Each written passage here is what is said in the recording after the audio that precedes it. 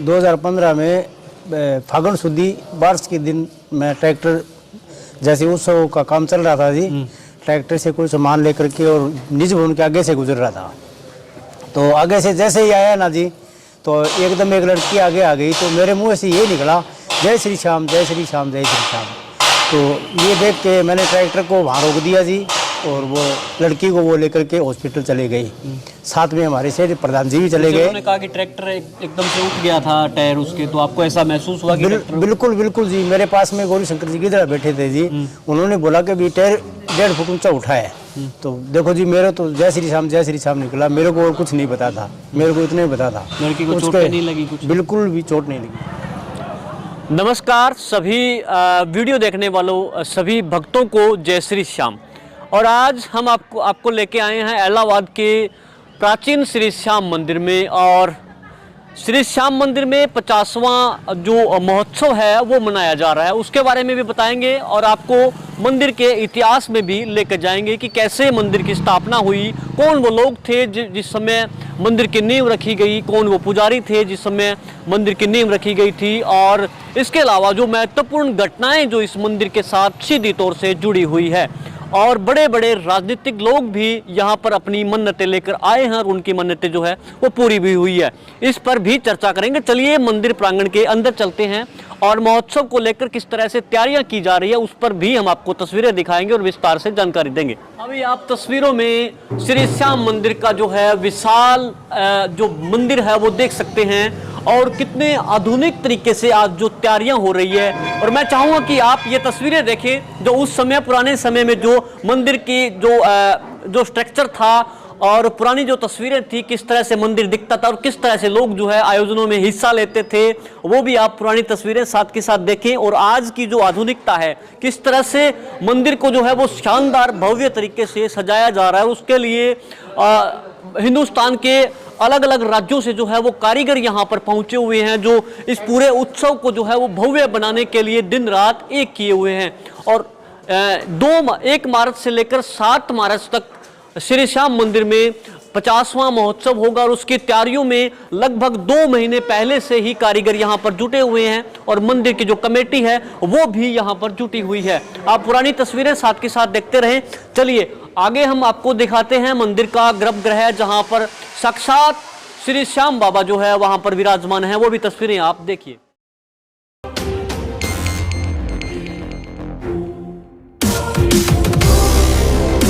अभी मैं आपको तस्वीरें जो है वो श्री श्याम बाबा की दिखा रहा हूँ, जहाँ पर मूर्ति है, और मूर्ति को देखकर मानो ऐसे लग रहा हो कि खुद श्री श्याम बाबा जो है वो भक्तों के इंतजार में पलके बिछाए बैठे हैं। और जो भी भगत यहाँ मंदिर में आता है तो वो अपनी सारी जो समस्याएं हैं, चिंताएं हैं, वो द्वार पर छोड़ सकता है, और यहाँ आने के बाद बस मन अपना साफ करके मंदिर के सामने खड़े होना है और अपनी मन्नत जो है वो बताने की भी जरूरत नहीं है। श्री श्याम बाबा ऐसे लग रहा है कि वो खुद सब कुछ जानते हैं और भगत की हर एक मन्नत, हर एक मनोकामना अपने आप से वो समझ लेते हैं और जान लेते हैं। और यहाँ पर हर रोज जो है सैकड़ों की संख्या में दूर दराज से, दूर दूर गांवों से, दूर दूर के शहरों से लोग जो है अपनी मन्नतें लेकर यहाँ पर आते हैं। और जैसा कि हमने आपको पहले ही बताया था कि बड़े बड़े राजनेता भी, नेता लोग भी यहाँ पर जो है वो अपनी मन्नतें लेकर आए हुए हैं। चलिए अब थोड़ा सा चर्चा करते हैं मंदिर के इतिहास के बारे में।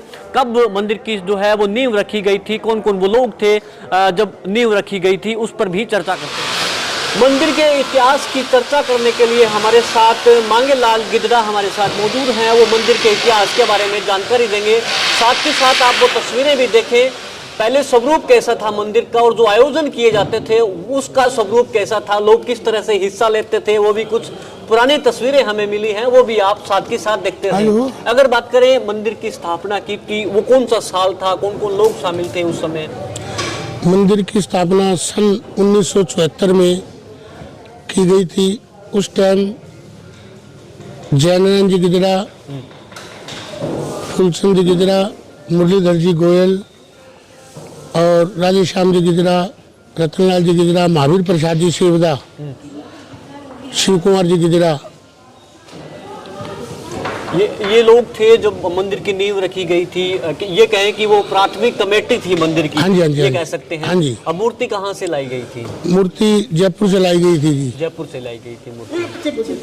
तो क्या क्या का आस्था क्या रही उस समय, और आज कितना बदलाव आया है लोगों में?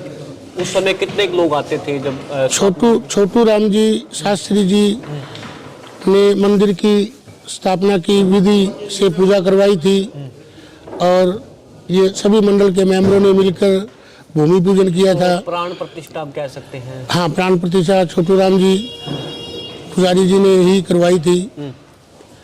जयपुर से मूर्ति आई थी। उस टाइम इलाहाबाद में बाबा का इतना प्रचार नहीं था, भगत कम आते थे, गिने चुने परिवार थे जो आस्था रखते थे। धीरे धीरे जो भी भक्त मंदिर से जुड़ा, बाबा ने उसका काम किया, उनकी बाबा के प्रति आस्था बढ़ती गई। आज ये आलम है कि इलाहाबाद का प्रत्येक घर बाबा श्याम के इस धाम से जुड़ा हुआ है, और जो भी आता है उसकी मनोकामना बाबा श्याम जरूर पूरी करता है।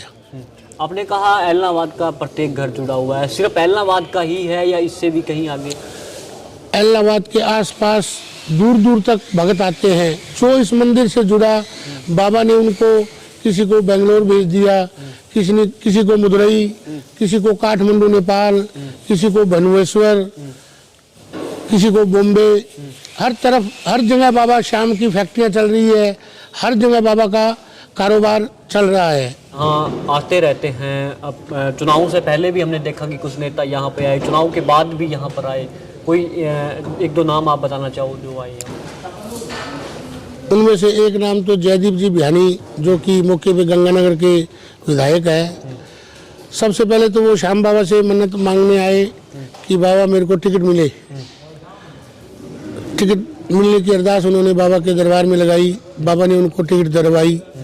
फिर वो बाबा से टिकट मिलने के बाद दरबार में आए। फिर उन्होंने बाबा से जीत की अरदास लगाई कि हे बाबा, अगर मैं जीत गया तो जीतने के तुरंत बाद मैं आपके दरबार में ध्वजा चढ़ाने आऊँगा, सहपरिवार आऊँगा। फिर वो जीत के तुरंत बाद सहपरिवार ढोल नगाड़े के साथ बाबा श्याम के दरबार में अपनी मनोकामना पूर्ण होने के बाद ध्वजा लेकर आए और उन्होंने बाबा को समर्पित किया। अनेकों अनेक उदाहरण हैं जो कि जो भी बाबा के दरबार में अपनी मुराद मांगता है, बाबा उसकी मुराद जरूर पूरी करते हैं। भाव की जीत होती है, जो भाव से आता है वो कभी खाली नहीं जाता।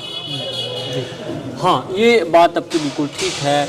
और ऐसे ही कई उदाहरण हैं, जैसे एक छोटी बच्ची का उदाहरण बताया कि वो ट्रैक्टर के टायर के नीचे आ गई थी, लेकिन जो है किसी को कुछ चोटें नहीं लगी। ये ड्राइवर भी उस समय मदन लाल भी हमारे साथ थे, जिन्होंने अपने वो बताई कि किस तरह से वो हादसा हुआ, लेकिन कुछ भी नुकसान नहीं हुआ।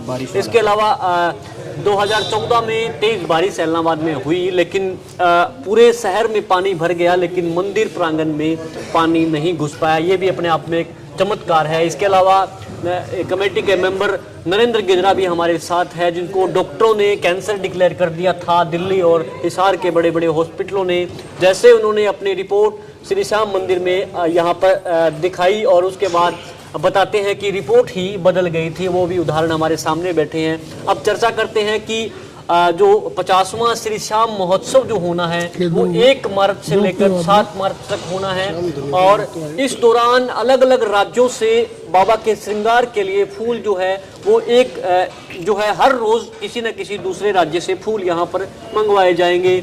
और इसमें सबसे बड़ी जो इस वीडियो को जो है आप शेयर जरूर कर दें, क्योंकि ये जो जानकारी है ये अपने आप में महत्वपूर्ण है।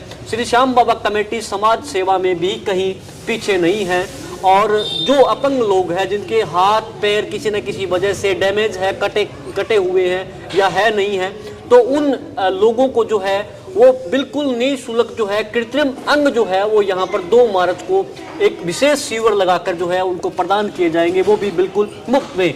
अगर आपके जानकारी में, आपके आसपास में इस तरह के कोई लोग आपको दिखते हो तो उनका रजिस्ट्रेशन करवाने के लिए श्री श्याम मंदिर कमेटी से संपर्क जरूर कर लें। याद रखना, तारीख 2 मार्च 2024 को जो है ये बड़ा विशाल कैंप लगेगा, जिसमें लोगों को फ्री में कृत्रिम अंग जो है वो प्रदान किए जाएंगे। इसके अलावा 1 से लेकर 5 तक अर्धरात्रि का जो जागरण है वो श्री श्याम मंदिर में होगा। और 6 मार्च को जो है वो विशाल पूरी रात का जो है वो जागरण रहेगा, जिसमें जो दिग्गज कलाकार हैं, भजन गायक हैं, श्री श्याम मंदिर की जो महिमा करने वाले जो कलाकार हैं वो यहाँ पर आएंगे। उनके नाम भी आपको स्क्रीन पर हम लगातार दिखा रहे हैं, कौन कौन दिग्गज कलाकार यहाँ पर आएंगे। इसके अलावा 7 मार्च को जो है वो विशाल भंडारा होगा और 7 मार्च का जो बाबा का श्रृंगार होगा वो अपने आप में अद्भुत। 6 मार्च का जो श्रृंगार बाबा का होगा वो भी अपने आप में अद्भुत होगा, दिव्य होगा। और आप जानकर हैरान हो जाओगे कि देश की ही नहीं दुनिया भर के कई देशों से जो है बाबा के श्रृंगार के लिए फूल मंगवाए जाएंगे और बाबा का श्रृंगार यहाँ पर किए जाएंगे। तो आप वो देखना न भूलें, वो दृश्य और पूरा का पूरा जो आयोजन है 1 से 7 मार्च का वो भी आप देखना न भूलें। और जो भी यहाँ पर सच्चे मन से आता है अपनी मनोकामना लेकर, वो मनोकामना भी यहाँ पर पूरी की जाती है। तो वीडियो को अधिक से अधिक शेयर करें और ये ना हो कि मुझे जानकारी नहीं पहुँची तो अपने जो फैमिली ग्रुप है, अपने जो सज्जन मित्र है, उन तक ये वीडियो का लिंक जरूर भेज दें। आप ये वीडियो ई समाचार पर देख रहे थे। मैं हूँ LD स्वामी और मेरे साथ श्री श्याम मंदिर कमेटी के सदस्य थे